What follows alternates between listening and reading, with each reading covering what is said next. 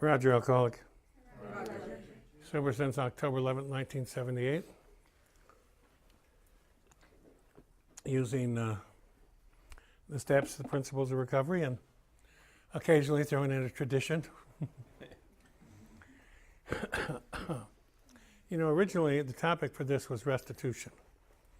And it hasn't felt right. So I'm changing it. But it is about restoration. And it's life on life's terms. When I say life on life's terms, what comes to mind for you? Anyone? Acceptance? Willingness? Taxes? Struggle? What? Patience? Allowing. What? Allowing. Enjoying. Ride the horse in the direction she's going. Awareness and presence. Okay. It's easy to take life on life's terms when they're terms you like. It's really easy to be grateful and allowing and accepting when everything that's rolling out just happens to be according to your agenda. And I think there's a process here that is kind of interesting. If you stay in it, it will keep yielding until you quit doing it. And so an example, when you think about life on life's terms, think about the circumstances and relationships that you have with people, places, things, ideas, and determine what my approach is going to be. It's not just my relationship to alcohol. My relationship with alcohol is past tense, right? But, life on life's terms, I run into this a lot with people that conceptualize God as nature, which is fine, right? As long as when nature knocks a tree down and destroys your house, you're still up with nature, right? That's about life on life's terms. So as you drill down into that, you go, well, nature is a really good example of abundance, of God in action, right? And so I've got this idea that that's an example of this power, this unlimited power, nature and abundance. But the thing about it is, nature appears to be amoral. It doesn't care that you've got your house trailer in Tornado Alley. Like the thing that's the volcano going on in Hawaii right now. Heard the islanders, the natural people, are saying it's her island, and we have to go with it, right? Whatever's going on, which is a nice way to be with it. That's a way of life on life's terms, instead of screaming and fretting and wringing your hands about the fact that your house is being destroyed or engulfed in lava, whatever it is, right? It's just what it is. But I have to find out, or I had to find out on my own terms, almost on a case-by-case basis, what is my relationship to money? Can I do money on money's terms?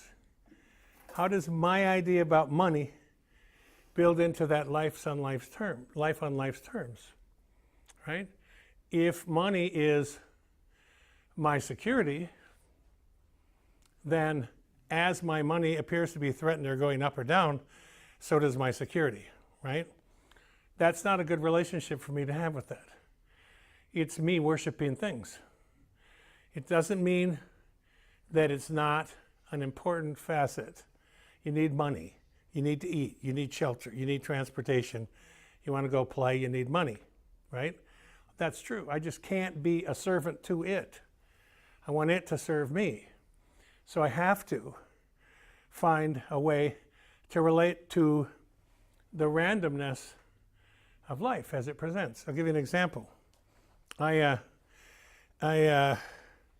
years ago, I ran across a guy, Eric Butterworth, and he has a book, Spiritual Economics. And in it, his acronym for money is my own natural energy yield. So it's not about, I need a certain amount of this, it's about flow. The money comes in, you make a deal with your employer. I'm giving you 40 hours, you give me this money, right? What's the 40 hours? That's your energy, that's your time. That's all it is. You're trading your time, your life energy for that money. Then what do you do when you get the money? Well, if you're fear-based, you try and hold on to it as much as you can. And every time you write a check to pay a bill, you're just going, ooh, it's like ripping flesh. They want all my money. No, they want their money. They want their money for electricity. They want their money for garbage. They want their money for the water. They just want their money, right? That's all. If I am clinging to that as my security, every time it goes out, I see, this is how you can tell what your relationship is like when you look in your checkbook. And what you say to yourself when you see that number, I only have $30, I only have 3,000 bucks, I only have 30,000 bucks. Or am I saying, thank you, I have 30 bucks more than I need? You see what I'm saying? It's not just semantics. It's the way I interrelate with the idea. So I've been doing this a long time, and so I was practicing this flow thing. Instead of trying to make things happen with work, I was trying to learn how to let it happen and just trust that what I needed would show up. So I started watching my ledger, and when I was uptight about money, my business went down. And when I wasn't thinking about money, my business went up. Every time I've had a greater need, it's always been met. You know? Have a family, the boat floats. Family goes away, the level drops. And I've watched this. My attitude is directly related to this. And so what I learned from, what I learned from examining this over a long period of time, like 15, 20 years, I came to a conclusion. It might seem like obvious to you, but it wasn't to me. I've always said what I need when I need it. I've always said what I need when I need it. So, here, another example. How can I relate to, because I can't control. I can't, serenity prayer, we say it all over the place, right? Grant me the serenity to accept what I can't control and to change what I can. I can't control anything. It's a trap. Except the things I cannot change. What are those things? Everything. I can't change you. I can't change the way you're looking at me or what you're thinking. I don't get to know, right? I can't change the weather. Can't change the temperature. Can't change anything. But then it goes to the other thing, change the thing I can. This is life on life's terms. I can change and choose a response to every situation that presents. A thing that's a big deal to me might not be a big deal to you. It really doesn't matter. It only matters if it's a big deal to us, right? No one else is worried about it. Oh, that's nothing. That's easy for you to say. It is too something, right? So that gives me a key. And the key is to this is it's all attitude. It's all my approach. It's all my approach. That's the only thing I can choose. So if something happens that appears to be a negative thing, I can't react to it like it's a negative thing. Good thing, bad thing, good thing, bad thing. The dualistic approach, I don't know if it's a good thing or a bad thing. But my ego always wants me to think it's a bad thing because I'm fear-based. And I don't know it, but I'm fear-based. And every time something happens that looks like it's threatening my safety, I get my hammer out and I start beating on it. Or I run away. Or I numb myself with booze, with sex, with whatever, shopping. I have low self-esteem. I think I'll buy a new car, right? And then I get the new car, and I feel really good about myself till I look at the payment book, and I'm going, shit, this is like 6 years, right? Enjoy. It's not so cool then, right? If I keep asking the world to do for me what it can't do for me, I'm always in an oppositional position. So here's an example, another example, or a way to look at this. Why does it have to be always dualistic? Why is it always good or bad? Isn't there another option? I didn't know there was another option because that's the way I was programmed from the time I was a little boy. There's a good thing, there's a bad thing. There's a good thing, there's a bad thing. When I get the grades, it's a good thing. When I get the approval, it's a good thing. Don't get it, it's a bad thing, right? Shit, that's an exhausting way to live, isn't it?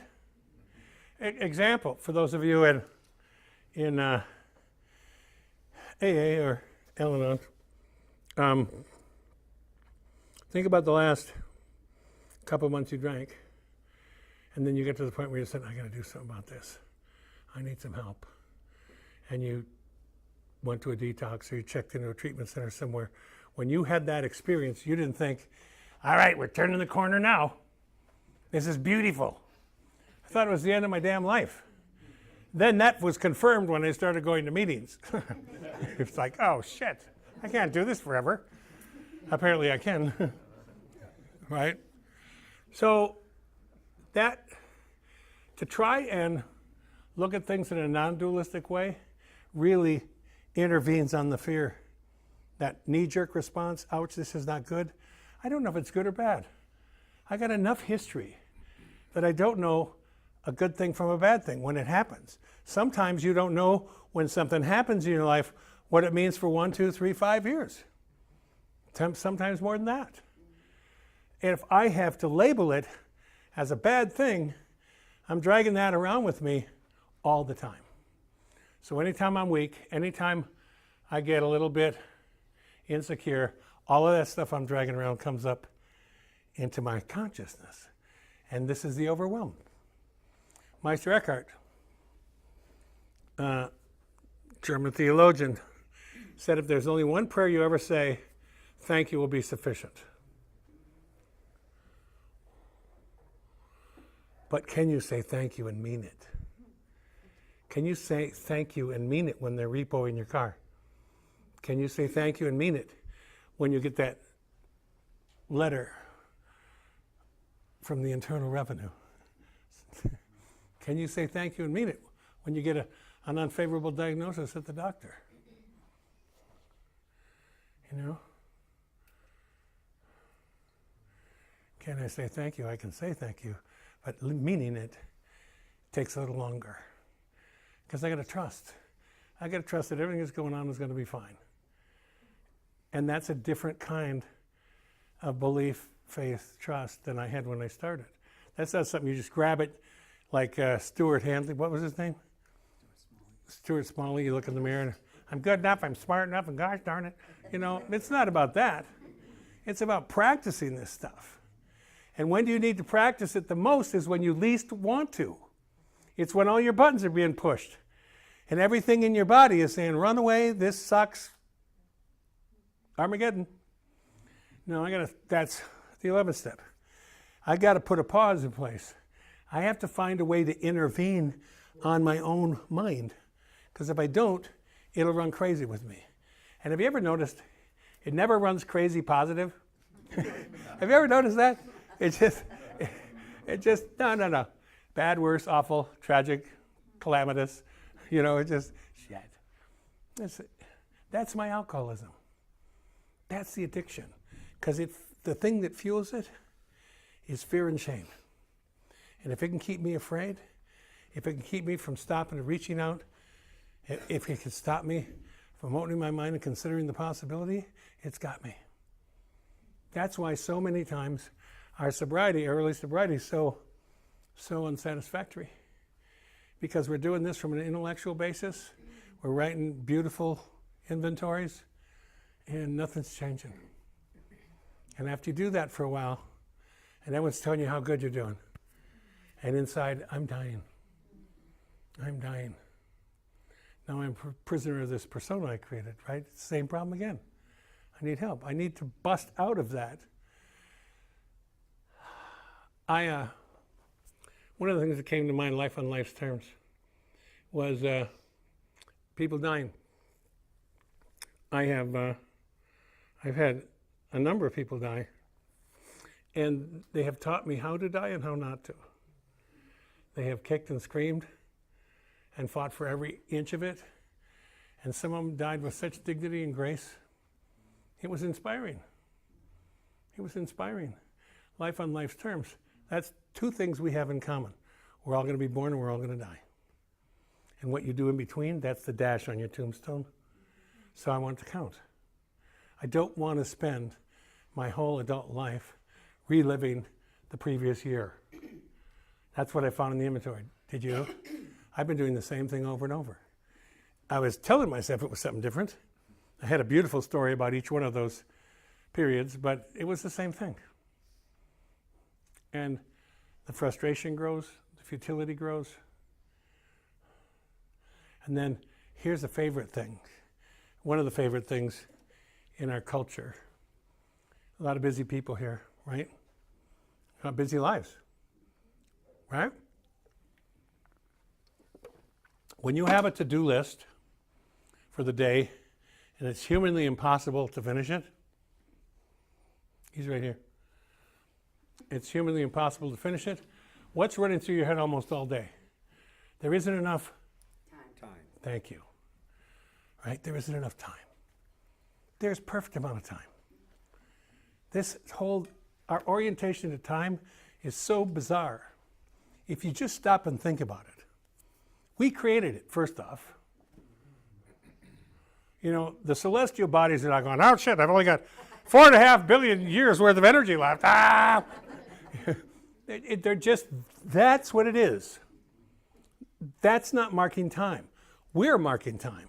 And then we do a really arrogant thing with time, and we say, here's the deal. We're going to say over here in New York, it's this time. And then Chicago will be this time. Then over there in the mountains, you get your own time too. Right? And just go around the world. What was created by us so we could do commerce. That's all. I love this. Spring forward, fall back. Right? Right? God, I love this. This is so insane. So it's like I got a blanket. We're going to spring forward. So we'll cut an hour off the top of the blanket and sew it in the bottom. We're going to fall back. Or just cut a chunk off the bottom and put it on the top. I mean, really? Really? And if you look at your life, everything that has had to be done has been done, hasn't it? Now I might want to get a do-over, or I might want to not have to go through that again, but it's been done. I can do it better. That's a learning process, right? But I have to have a way to be with this stuff. You know the phrase, love knows no time or distance? You heard that phrase? Mm-hmm. Love knows no time or distance. Love knows no time or distance. So it doesn't matter if you're halfway around the world and I'm loving on you or I'm praying for you. It just doesn't matter. I had a really visceral experience of this not long ago. Band I was in got inducted into the Kansas Hall of Fame. And we hadn't played together in 40 years. And they ended up asking us to do a live set. And so our old management company got us a warehouse, got a bunch of gear. We met a week ahead of time. And it was like a Beatles movie. We were supposed to be at the warehouse at 9 o'clock, right? 4 guys came in from 4 different doors. We met in the middle of the warehouse. And it was like no time had passed. No time. I don't know if any of you have been around musicians, but they're generally pretty egotistical and hard to work with, right? That band, we were on the road 320, 30 days a year, averaging 400 to 700 miles a day. Never had a fight. Never had an argument. Had me, the drunken Indian, had the Baptist bass player, and had 2 Orthodox Jews. It would have been such a great reality show. God, I'm telling you. But it really, the thing that astounded me was that 40 years didn't matter. We were playing at the induction at a theater we used to own, and we were down in our old dressing room warming up like I always do. And you would think, we haven't done this in 40 frickin' years. You would think there'd be some nerves. And they flashed the lights, and we came up out of the dressing room, and the lights hit the stage. And it was just like putting on your old favorite jacket. And then you got 600 people singing your songs with you. It's like, whoa, too much. So when it's real, it doesn't go away. It doesn't go away. And it might appear to be gone, but you can't change that. It happened. It was real. And that was one of the things that was so cool about that is it confirmed. Because we talked a lot about it for the week we were rehearsing, and it was real. And it was for each one of us in that same way. It was life-changing. So it was cool. It was cool. It was probably, with the exception of the birth of my son, it was probably the most profound week of my life. So many things were affirmed. And there were so many mistakes made back then, right? But they weren't deal breakers. So can I say thank you when life shows up? It's not, it's not this, I'm just sharing my thoughts. I'm not telling you what to think. But if everything, I had an aunt who was Catholic, and everything was God's will. Everything was God's will. And when my cousin Mary got her hair caught in the wringer washer, and it tore her scalp off, and I'm blotting her head screaming for my aunt, and she comes down and the first thing she says is, it's God's will. I'm saying, I'm wanting to do with that God, right? You saw it when the 35W bridge collapsed. Every time man, the secular world, is faced with something that's beyond description, they call it an act of God. Really? An act of God? So it was God's will to knock those couple hundred people into the river? That was God's will? No. No. That was gravity and an engineering flaw. No. Well, my point is, science, nature is amoral. My spiritual director called me and said, did you see God today? Because it was, if you remember it was on the news all over the place. I said, as a matter of fact, I did. He said, tell me. I said, I saw God running to the river to help those people. There were thousands of people running out of downtown, diving in the river, looking for people they didn't know, trapped in cars they weren't sure were there. That's God. God's not in the hurricane. God's in the rebuild. Do you know what I'm saying? It's a different approach, isn't it? I got to be comfortable. I got to find a way to be comfortable, and it can't just be airy-fairy platitudes. It has to be something substantive. So you can see how this life on life's terms rolls back into what is your concept of God. How do you think you fit in this? Right? I think I'm connected to you. That's what I think. Right? I think when I do hurtful things to you, it hurts me too. And I know that, this is the karmic law, I know that that stuff is going to come back. I don't know when.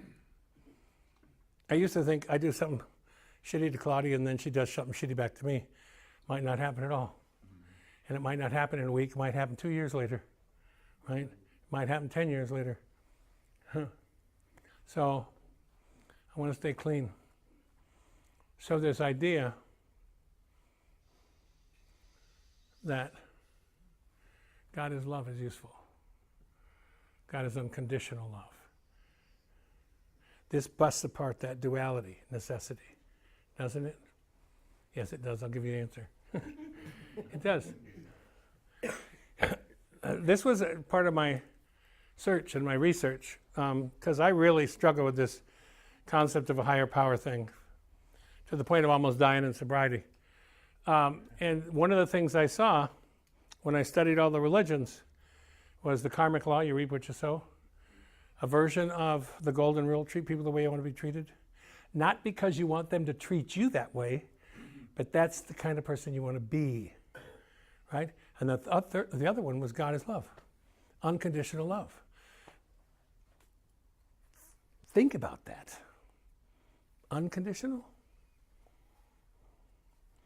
Well then, can't be a punishing God. Can't be a judgmental God. This hurts my head to think about. But it really gets me off the hook with my fear about the power idea. Because I can only have that experience when I invite God in. God will not coerce me or force. It has to be by choice. So this dualistic thing, sinner, saint, good, bad, right, wrong, that's man's world. That's not God's world. If it's unconditional love, God can't be judging me and punishing me for screwing up. Because in God's realm, that isn't a screw up. It's just, oh, you silly kid. I'll be here, work it out. And when you work it out, you make a big damn mess. Excuse me. You make a big mess, and you finally are brought to your knees, literally or figuratively, and say, God, help me. Now there's the allowing and the invitation. So I got to find a way to be with that for me. So I got this idea. That lets God off the hook for punishing and judgment, and also for schizophrenia and capriciousness. That's none of that. So I go to this. Then where's all the pain coming from? Where's all the pain coming from? Why is this so hard for me? Why does it hurt so much? Why do I feel like I'm being punished? If God's not punishing me, what's punishing me? It's this idea. I'm not punished for my thinking. I'm punished by my thinking. I'm not punished for my actions. I'm punished by my actions. Now God's off the hook, and I'm right where I always like to be, the driver's seat. Right? And so now it's choice. What do you choose? What do you choose? What do you choose? I don't know it's a choice. What do you choose? You want to be free? Then you have to quit judging each other. You're going to have to quit judging yourself. That's a hard one. It's much easier for me to cut you slack. Oh, that's okay. I understand. She's having a bad day. Whatever. That's just Mark being Mark. But when I screw up, it's a totally different reaction. It's not, that's okay, Raj. Try. You could do better next time. It's, what the hell's the matter with you? I can't believe you did that. I wonder how many people saw it. Are there any witnesses? Oh, shit. Right? So, this is tricky stuff for me because I need to be compassionate and understanding about my flawed self, and I have to not identify with it, but I am responsible. One of the little rules for living that I came up with out of all this was I'm responsible for everything I say and do, period, no exceptions. So if I say something, I have a bad day, I do something to you that's offensive, it's incumbent upon me to go back and straighten that out. There's your 10th step, right? Why? Because that's not who I want to be. It's not I want you to like me. It's, I don't want to be that person. I want to be kind. I want to be loving. I want to be helpful. I want to be compassionate, empathetic. I want to be charitable. I want to be useful. And you can't be any of those things when you're consumed with your own self-obsession and fear. When my orientation is, what does this have to do with me? I'm screwed, because it'll never be good enough. It'll never be good enough. And when I get it, it'll never be good enough. You know this from working for goals. You got a goal? Yeah, I got a goal. Here it is. Good. Now I'm working my ass off to get to that goal. And because fear is driving that, whatever I need to do between where I am and that goal, it's okay. It's the way the world works. Survival of the fittest. Law of the jungle, right? That's just an excuse. Nice guys finish last. The guy that dies with the most toys wins. I mean, the things that we have in this culture are just maddening. It drives you nuts living like that. If I got to be the best, here's the duality thing. We're about winning here. It's all about winning. So either you're a winner or you're a loser. Which is it? And by my definition, I need to be right about everything. And then I need to convince you that I'm right, and you need to tell me that you agree that I'm right. That's winning. I have to do that with the guy at the 7-Eleven. I have to do that with everyone in the meeting. I got to do that with everyone I run across if I have any kind of conversation at all. It's exhausting. You're going through life with full battle gear on all the time. And I have to find a way, or I have to come to the place where I can see the bankruptcy of that. And we have it in the first step. Allowing in this idea. Perhaps the problem here is powerlessness. And that followed with this idea. Perhaps your powerlessness has something to do with the unmanageable level of activity in your life. Your life's unmanageable, and you're the manager. Shit, I don't want that to be true. But if I can start to allow that in and to think about it, it leads me to the next question. If the problem is power, then the solution is find additional power. Step 2. Sounds so simple. It is simple. The problem is we have a lot of arguments between there.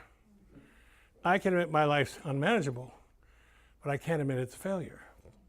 I can say I'm powerless over alcohol and drugs, but I'm not going to say I'm powerless over my career or relationships.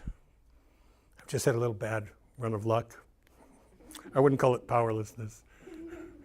Just a lot of closed-minded people that don't understand me. I've had to spend so much time getting them to understand me. So life on life's terms. If my, sorry,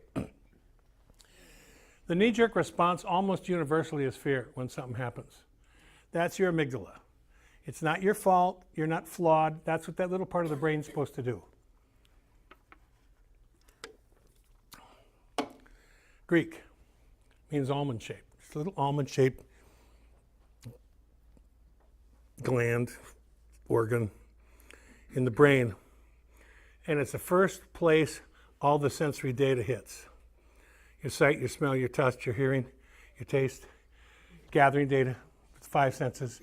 And the first place it goes to is the amygdala, because the amygdala is trying to tell us if we're safe or not. It worked really good when we lived in caves and there were tigers chasing us, right? But it doesn't work so good when you're going to try and live totally a sense-based existence. Because often, that amygdala is wrong, isn't it? Often it's wrong. Your senses aren't telling you that you're hurtling through space, thousands of miles an hour. It's not telling you you're on a globish type animal that's spinning around. It's not telling you. It's telling you there's no wind. There's wind. It's telling you whatever. You know what I'm saying? And we aren't trained to critically think about that. We're trained to trust whatever it's saying. Well, now when you come from a youth, 6, 8 years old, of building this paradigm, I'm not safe and I'm not lovable, and then you practice that for 10, 20, 30, 40 years, that's exhausting. That's why I drank. That's why I drank. Because my life was totally painful. And, what's the word? It was painful, but I didn't know it was pain. It was strenuous, but I thought that's just the way it was, you know? It just seemed like whatever I did, it wasn't enough. And the enough wasn't, I never got to that place where I got the feedback or the result I wanted, and then I felt okay. I never felt okay. So when I had my first big, significant drink at 14, that's the first time I ever felt okay. I mean, I felt better than okay. I grew 4 inches. My IQ shot up about 80 points. I became irresistible. And I could lie about anything. I could just make shit up. It was beautiful. I thought it was creative. Our authors make stuff up, poets. Well, I'm a musician. That's kind of a poetic thing. You know, I thought it was part of the gift, right? You thought it was lying. It was survival. All of those defects that we find when we start plumbing the depths of who we be, in the first 9 steps, those were all in place long before we ever took a drink or a drug. They were there from the get-go, about 6, 8 years old. We didn't have names for them. We didn't have labels. You know, I think about shame because I think shame is a big, insidious component to this. Not only the recovery, just the culture in general. But I felt this, but I didn't have words for it when I was a boy. And one of the distilizations that would have been, I'm just not lovable. I don't know why. I'm just not lovable, right? It translated like this. I'm filthy, I'm broken, I'm beyond redemption. That's what it felt like. And it was all, I just don't feel worthy of love. And I exhausted myself. By the time I was 14, trying to figure out how to get it from you. And it turns out you can't give it to me. It's got to come from here. Which is why recovery is so radical. Because it's an inside-out job. And our orientation is outside in. If I can just get the right car, if I can just get the right relationship, if I can just get the right amount of money, then I can work on my spiritual stuff. Right? You never get it. You never get it. Because all those things that you're working for, that are your goals, those are your gods. And they're fueled by fear and shame. Right? And I bought a lie. It's incumbent upon me when I see this stuff to build new concepts and approaches. It's not enough to see the flaw in my approach. I have to find another approach, which takes some effort on our part, doesn't it? It's here. It's here, and when I find the concept, it resonates with what's in here. And I go, oh, there you go. Scary. Scary. Think I'm going to tell the truth. Scary. Think I'm going to be honest. Ooh. What a concept. It was a terrific hurdle for me. When you look at those steps, the 2 primary principles in that is honesty and God. I got no relationship with either of those things when I started. So I had to build things ground up.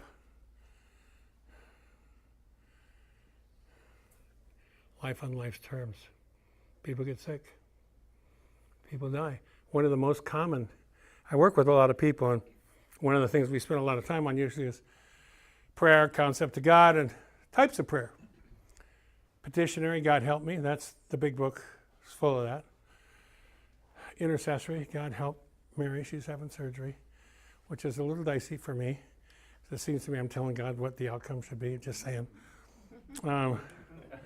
Rote is another version, and contemplative, where prayer and meditation merge. But I want to talk about the falling from faith, because almost 100% of what I've had for experience with people that describe themselves as, I was once a good Catholic or a good Jew or good something, and then I fell away from my faith. And it's almost always because an intercessory prayer wasn't addressed the way they wanted to, and they thought God betrayed them. Well, that's not a good concept. It's not a serviceable concept. If the only way I can believe in God is to have everything I ask for delivered, that sounds more like Amazon. Right? Push the button, see you in a day, 2 days. Right? So life on life's terms. And then stuff happens inside that you just can't make up. And in the beginning, I was going to this men's step and big book meeting, and one of the guys in the group was dying. He was an old newspaper guy, and his name was Ned. And Ned wanted to die at home. He was a bachelor. He's, I don't know how old he was, late 70s. Had emphysema. He was one of those chain smokers. And so we had the house wired for oxygen, and we had the medical examiner on standby because we needed to call them when Ned died, because it could happen anytime. So anyway, I'm there with another guy from the meeting, and I come in and bring the paper. Here you go, Ned. And he's sitting next to me. He just fell over. So here's Dead Ned. And me and Mel are talking, and we call the ME, and you watch the life force leave the body. And for me, this wasn't the first one I did, but you get this idea that this is just a spacesuit. It's just a skin bag. It's just the vehicle that something else is riding in. Life, chi, life force, soul, spirit. And it's not like that light goes out. It's like it leaves. So anyway, we have this experience, and we're talking about it, and I'm leaving, and we're walking down the sidewalk. This is one of those meetings nobody knew anyone's last name. Some of those have been going there for 20 years. He's just Ralph, right? Anyway, so I'm walking ahead of him, and it's a fall morning, and he says, "What's your last name?" And I told him, and he stopped walking. I said, "What?" He said, "Is your dad Don?" I said, "Yeah." He said, 25 years ago, he and 2 other guys put me on a plane to Hartview, which was the big treatment center up in the Dakotas. They walked me onto the plane, in those days, you know, the gang, walked me on the plane, buckled me in the seat, told the stewardess, "Don't let this son of a bitch off the plane." And they got off, and they watched from the fence to make sure I didn't escape. And I've been sober ever since. That's another one of those circles.